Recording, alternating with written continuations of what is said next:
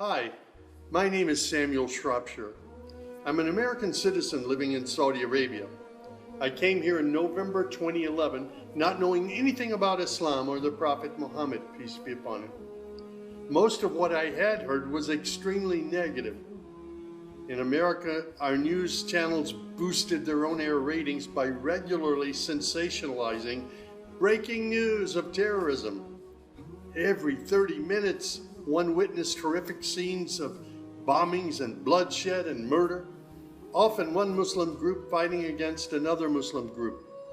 As killings and beheadings took place, there were always the shouts of Allahu Akbar, Allahu Akbar, God is great. I was invited here to Saudi Arabia by Safi Kaskas to work on what was known as the Q Project. Dr. Kaskas wanted to produce a new, easy-to-read American translation for the next generation of young Americans.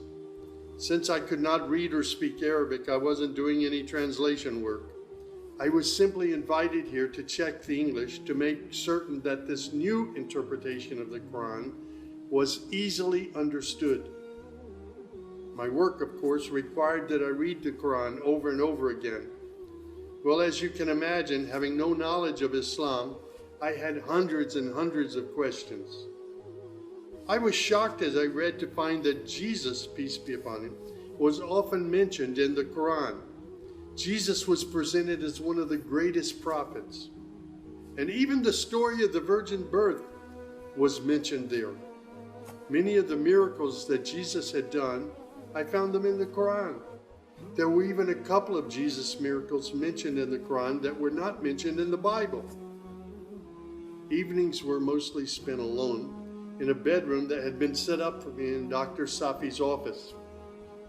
At night, I would stand on the balcony of that building and I would look across a very busy boulevard to a mosque. And I would hear the calls to prayer. I would see men and women coming to the mosque and leaving the mosque. Children were playing football in the mosque parking lot. Except for the minaret, it appeared to me to look like a typical Christian church in America. My heart longed to be in that mosque.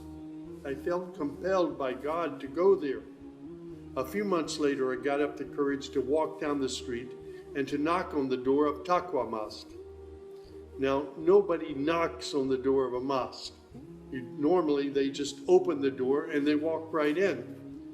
But I was not sure how I'd be received, so I stood there knocking until someone came to the door. That person simply said, "May I help you?" I said, "My name is Samuel. I'm a Christian from the United States. Is it okay if I come inside?"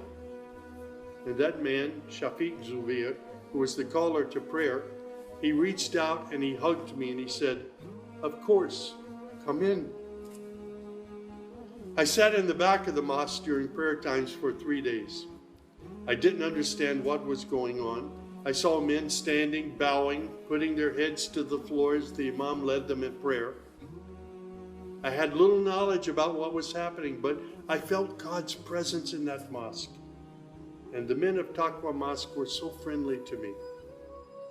After 3 days, I asked Shafiq if he could teach me the first surah of the Quran, Al-Fatiha. This was a necessary element in praying the 5 daily prayers. I was memorizing sounds, but I didn't know what the sounds meant. So I started comparing them with an English translation I had, and I realized that there was nothing in Al-Fatiha that was inconsistent with Christian teaching. There I read the encouraging words that God was the most merciful, the distributor of mercy and forgiveness. My heart was being strangely touched by the words of the Quran and the love displayed by the men of Taqwa Mosque. Dr. Sadiq Malki would later drive me to the Islamic Education Foundation in Al-Hamra neighborhood of Jeddah, where I said Al-Shahada. According to Islam, we're all equal. There's none above another. There are scholars, but their role is educational. As for the relationship with God, it's personal, it's direct. The faith itself is simple and clear. It's summed up in just 6 points. There is one true God who is unlike any other being. He is neither born nor does he give birth. He has neither spouse nor offspring.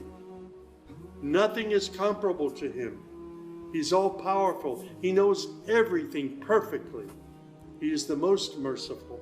Secondly, a belief in angels who are indeed the servants of God. They obey God's bidding and they do whatever they're commanded to do. They don't have any free choice. Thirdly, there's a belief in divine revelations. Islam acknowledges that God revealed scriptures including the Torah, the Gospel, the Psalms. However, down through the ages, many of these divine revelations had become distorted and somewhat corrupt. The Quran, which also contains God's revelations, is intact. It hasn't changed from the very beginning. The Quran, which also contains God's revelations, is still intact in its original form. Fourthly, there's a belief that in all earlier prophets and God's messengers, not just Muhammad. They believe in Abraham and Isaac and Moses and Jesus and hundreds of other prophets. They believe that the prophets were the best of mankind. Muslims believe in the last day. That's to say, this includes the belief in all that God and his messenger have told us about what happens after death, including recording of good and bad deeds, the resurrection and the gathering of all creatures, the reckoning that will take place on the great judgment day, the prophet's intercession, as well as heaven and hell. Man's ultimate aim will be to save himself on that day. Muslims believe in the divine destiny of predestination. Whatever God wills is certain to take place, and what he has not willed will never take place. This present life is a test for man, and man should endeavor to pass this test.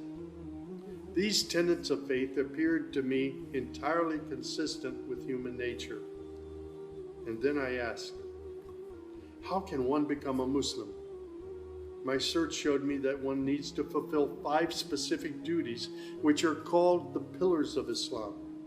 These are: first, a declaration to believe and to say verbally, I witness that there is no other deity other than God, and that Muhammad, along with all the other prophets, is God's messenger. Prayer is an important part of a Muslim's life.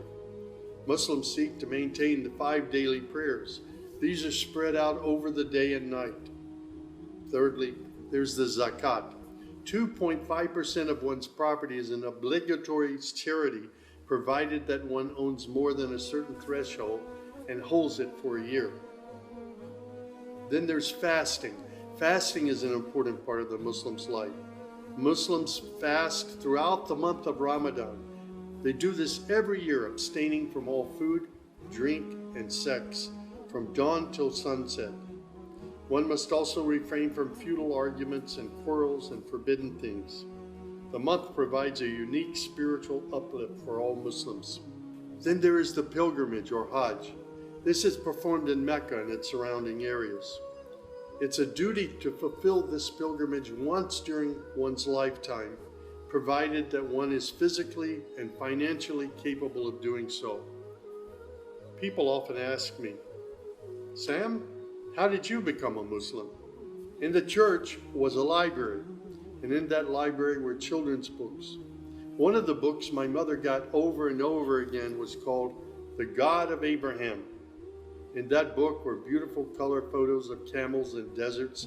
She would read me the story of Abraham, how he was commanded by God to leave his mother and father because they were worshiping idols. She would pause and she would say, Sammy, you always have to pray to the God of Abraham. There is only one true God, the God of Abraham. My commitment to God has been strong and enduring since my younger years. And now I have found absolute peace in Islam, in a faith that I once thought was hostile.